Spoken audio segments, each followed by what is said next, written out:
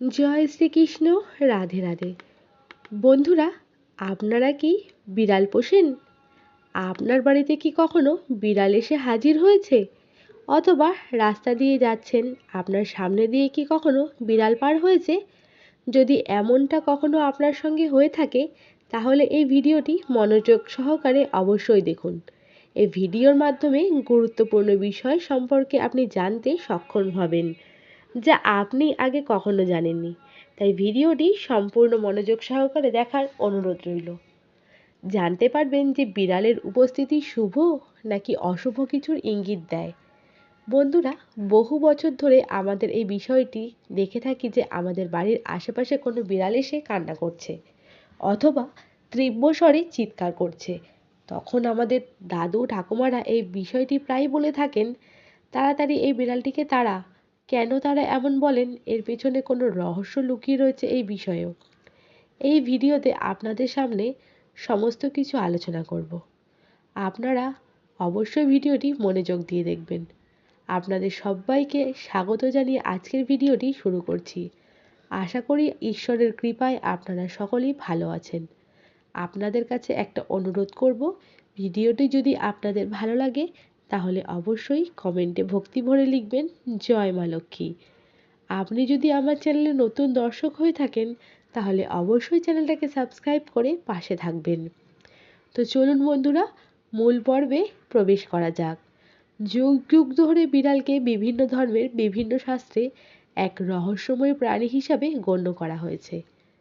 আপনি কি জানেন, প্রাচীন মিশরে বিড়ালকে পুজো করা হতো? হ্যাঁ, শুনতে আশ্চর্য লাগলেও এটাই সত্যি। বিড়ালকে সুরক্ষার দেবী হিসেবে মিশরীয়রা পূজা করত। একটি বিড়াল মারা গেলে তার জন্য তারা শোক জ্ঞাপন করত।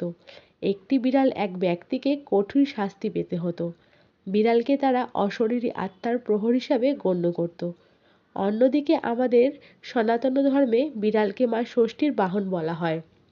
আর মা ষষ্ঠী হলেন সন্তানদাত্রী, সন্তান অধিষ্ঠাত্রী এবং সন্তানদের রক্ষাকর্তা। অন্যদিকে জ্যোতিষশাস্ত্র অনুসারে বিড়ালকে শনির প্রতীক হিসাবেও দেখা হয়।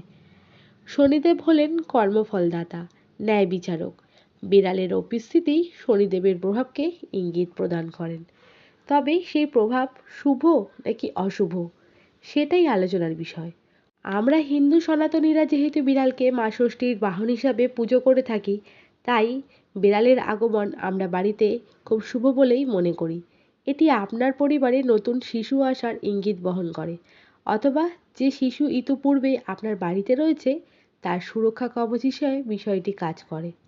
জ্যোতিষশাস্ত্র অনুযায়ী বিড়ালের উপস্থিতি শনিদেবের শুভ প্রভাবের সঙ্গেও জড়িত। শনিদেবের কৃপা এবং তার আশীর্বাদ বিড়ালের আগমনের ইঙ্গিত প্রদান করেন। যদি আপনার জন্মকুণ্ডলিতে শনি দুর্বল হয়ে থাকে বা শনির দশা চলে, তবে বিড়ালের প্রতি সেবা এবং যত্ন নিলে শনিদেবের অশুভ প্রভাব কেটে যায়। তাই বিড়াল যদি বাড়িতে আসে তাহলে অবশ্যই তাকে খাবার প্রদান করুন, এতে শনিদেব প্রসন্ন হবেন। প্রাচীন শাস্ত্র মতে বিড়ালের বাড়িতে আগমন এবং বিড়াল পোষা খুবই ভালো লক্ষণ। এই বিষয়টি বলা হয় যে বিড়াল বাড়িতে এলে তাকে পুষলে আর্থিক উন্নতি হয় এবং ভাগ্যের উন্নতি ঘটে। নতুন কাজের সুযোগ ও অপ্রত্যাশিত টাকা আসতে পারে। বিড়ালের শান্ত এবং ইতিবাচক উপস্থিতি আপনাদের বাড়িতে ধন সম্পদের আকর্ষণের একটি মাধ্যম হতে পারে, যা ধীরে ধীরে কিন্তু বন্ধুরা আপনাদের ধন ভগবানের কৃপাকে বাড়িয়ে তুলতে পারে। অন্যদিকে বিড়াল যেহেতু রক্ষাকর্তা হিসাবেও গণ্য করা হয়, তাই নেতিবাচক শক্তিকে দূর করে এবং ভালো শক্তি নিয়ে আসে। তাই পারিবারিক কলহ অনেকটাই কমিয়ে দেয় বিড়ালের উপস্থিতিতে। পরিবর্তিতে পারস্পরিক ভালোবাসা, বোঝাপড়া, যার ফলে পরিবারের সদস্যদের মধ্যে সুখ শান্তি বজায় থাকে। এছাড়া বিড়াল বাড়িতে থাকলে ইঁদুর, পোকামাকড়, সাপ, ব্যাঙ যে কোনো অদৃশ্য বিপদ থেকেও আপনি রক্ষা করতে পারবেন। তাই অবশ্যই বিড়াল বাড়িতে আসলে তাকে তাড়িয়ে না দিয়ে সেবা যত্ন করুন। এটা সবসময় মনে রাখবেন, আপনি যদি বিড়াল পুষে থাকেন তাহলে নিঃসন্দেহে আপনি একটি পুণ্যের কাজ করছেন। বিড়ালের ক্ষেত্রে বিষয়টি একটি অন্য দৃষ্টিকোণ থেকে দেখা হয়। কালো বিড়াল যদি কখনো আপনার বাড়িতে আসে তাহলে এই বিষয়টি ইঙ্গিত প্রদান করে যে আপনার শত্রু সংখ্যা ক্রমাগত বৃদ্ধি পাচ্ছে। শত্রুদের থেকে সুরক্ষা আপনার প্রয়োজন। আপনার জীবনে এমন কোনো রহস্যময় পরিবর্তন আসতে চলেছে যা আপনার জন্য নতুন দিগন্তের উন্মোচন করতে পারে। বন্ধুরা, কালো বিড়াল বাড়িতে আসা কিন্তু কখনোই অশুভ নয়, বরং এটি আপনাকে সতর্ক করছে। স্কটল্যান্ডে এই বিষয়টি বিশ্বাস করা হয় যে কোনো কালো বিড়াল যদি আপনার বাড়িতে আসে তাহলে সেটি সম্পদের আগমনকেও নির্দেশ করে। আমরা কিন্তু কালো বিড়ালকে অশুভ বলে মনে করে থাকি, তবে অনেকেই কিন্তু কালো বিষয়টিকে একদমই অশুভ বলে মনে করেন না, বরঞ্চ এটি ইঙ্গিত প্রদান করে যে এটি শুভ লক্ষণ।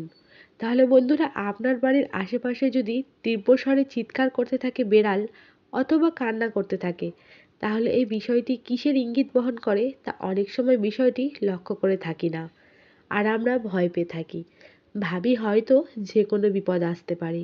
সেই কারণেই আমরা এই বেড়ালকে তাড়াতেই ব্যস্ত হয়ে পড়ি। বেড়াল কিন্তু তার স্বভাবসিদ্ধ ভঙ্গিতে তার ন্যূনতম আওয়াজ করে। বেড়াল কিন্তু খুবই শান্ত প্রকৃতির একটি প্রাণী, কখনোই কারোর ক্ষতি করে না। তাই বন্ধুরা, অবশ্যই বেড়াল যদি বাড়িতে প্রবেশ করে কখনোই কিন্তু তাকে তাড়িয়ে দেবেন না। বেড়াল যদি তীব্র স্বরে চিৎকার করতে থাকে, সেই চিৎকারটিকে প্রাচীন শাস্ত্র অনুযায়ী কোনো প্রাকৃতিক বিপর্যয় অথবা অশরীরী আত্মার উপস্থিত বলে ইঙ্গিত করা হয়। অন্যদিকে বৈজ্ঞানিক দৃষ্টি অনুযায়ী বেড়ালের তীব্র ডাক বা কান্না মূলত প্রজননকালীনই অর্থাৎ বিটিং কল হিসাবে নাম করা হয়। বেড়াল বাড়িতে আসা কিন্তু কখনোই আপনার অশুভ বলে মনে করবেন না। বেড়াল কিন্তু মা ষষ্ঠীর বাহক হিসাবেই আমরা জেনে থাকি। তাই বন্ধুরা, কখনোই বেড়াল চিৎকার করে উঠলে তাকে তাড়িয়ে না দিয়ে বরঞ্চ আপনারা ইঙ্গিত কিসের করছে সেটাই বোঝার কিন্তু চেষ্টা করুন। কখনো বিড়াল যদি তীব্র স্বরে ডেকে থাকে, ভয় পাবেন না। বিড়ালটিকে অনুগ্রহ করে মেরে তাড়িয়েও দেবেন না। মনে রাখবেন এটি একটি প্রাকৃতিক বিষয়। এই বিষয়টি আগামী কোনো পদের সংকেত দেয়। সেই বিষয়টি থেকে আমাদের বুঝতে হবে যে আমাদের কোনো বিপদ আসতে চলেছে কিংবা কোনো প্রাকৃতিক দুর্যোগ আসতে চলেছে। এরপরে আসবো সবচেয়ে গুরুত্বপূর্ণ বিষয়, সেটি হলো বিড়ালের রাস্তা কেটে যাওয়া। আমরা সবসময় দেখি যে যখন রাস্তা পার করছি বিড়াল রাস্তা কেটে যাচ্ছে, আমরা সেটিকে কিন্তু অশুভ লক্ষণ বলেই মেনে থাকি। কিন্তু এই বিষয়টি কখনোই আপনারা অশুভ লক্ষণ হিসাবে দেখবেন না। বিড়াল রাস্তা কেটে গেলে আমরা কিন্তু অনেক সময় অশুভ যাত্রা হবে বলে মনে করে থাকি কিংবা কোনো দুর্ঘটনার ইঙ্গিত বলে মনে করি। বন্ধুরা, মধ্যযুগে বিড়ালকে মূলত কালো বিড়ালকে ডাইনি এবং অশুভ শক্তির প্রতীক হিসাবেই কিন্তু গণ্য করা হতো। সেই থেকেই আমাদের এই ধারণা মনে ছড়িয়ে পড়েছে। কালো বিড়াল আপনার পথ কাটলে আপনারা শয়তানের বা অশুভ শক্তির পথ আটকানোর ইঙ্গিত বলে মনে করেন। আপনারা কখনোই এটিকে অশুভ শক্তির লক্ষণ কিংবা দুর্ঘটনার বার্তা হিসাবে নেবেন না। হয়তো এটি আপনার জন্য একটি সতর্কবার্তা যে সামনে কোনো বাধা আসতে পারে, অথবা এটি একটি ইঙ্গিত যে আপনাকে আপনার বর্তমান পথ পরিবর্তন করতে হতে পারে। কখনো কখনো এটি আপনার জন্য একটি দৃষ্টিকোণ আকর্ষণকারী মুহূর্তও হতে পারে, যা আপনাকে হয়তো সাবধান করে দিচ্ছে যে এই রাস্তা দিয়ে যাওয়া কিংবা এই পথ আপনার জন্য সুগম নয়। তাই আপনারা জীবনের যে কোনো পরিবর্তন বা সুযোগের আগাম বার্তা হিসাবেও কিন্তু হতে পারে। তাই প্রচলিত বিশ্বাস অনুযায়ী যে যাই বলুক না কেন, বেড়াল রাস্তা কাটলে কিন্তু ভয় পেয়ে যাত্রা বন্ধ করবেন না। এর অর্থ এই নয় যে আপনি ওই রাস্তা দিয়ে যাবেন না, বরং এমন পরিস্থিতি তৈরি হলে আপনারা অবশ্যই সামনে একটু থামুন। এরপর বিরতির সময়টুকু আপনার ইষ্ট দেবতা বা ভগবানকে স্মরণ করুন। ভগবানের প্রতি বিশ্বাস রেখে মনে প্রার্থনা করুন এবং নির্ভয়ে আপনার গন্তব্যের দিকে এগিয়ে চলুন। এটি নিছকই কিন্তু একটি কুসংস্কার। এর কোনো বৈজ্ঞানিক ব্যাখ্যা বা রহস্যময় কিন্তু কারণ নেই। এর ফলে বন্ধুরা, মনের থেকে আপনারা কুসংস্কার সরিয়ে দিয়ে মনের মধ্যে আত্মবিশ্বাস তুলে আনুন। অনেকেরই কিন্তু বিড়ালের লোমে অ্যালার্জি রয়েছে। শ্বাসকষ্ট, গা চুলকানি কিংবা অন্যান্য মারাত্মক সমস্যাও হয়। হাঁচি, কাশি, শ্বাসকষ্ট, গুরুতর প্রক্রিয়াও কিন্তু দেখা দেয়। বিশেষ করে গর্ভবতী মহিলারা, ছোট বাচ্চা যাদের রোগ প্রতিরোধক ক্ষমতা দুর্বল, তাদের জন্য কিন্তু এটি গুরুতর ঝুঁকিপূর্ণ হতে পারে। তাই অপরিচিত বিড়ালের খুব বেশি সংস্পর্শে আসার আগে অবশ্যই আপনারা সাবধানে থাকবেন। তবে তাদেরকে কিন্তু আপনারা কখনোই ঘৃণার চোখে দেখবেন না, বরঞ্চ আপনারা বেড়ালের মতো শান্ত নিরীহ প্রাণীকে সবসময় ভালোবাসবেন। তাই আপনাদের বাড়িতে বেড়াল আসলে অবশ্যই বেড়ালকে খেতে দিন, যত্ন করুন। তো বন্ধুরা, আজকের ভিডিওটা কিন্তু আমি এইখানেই শেষ করব।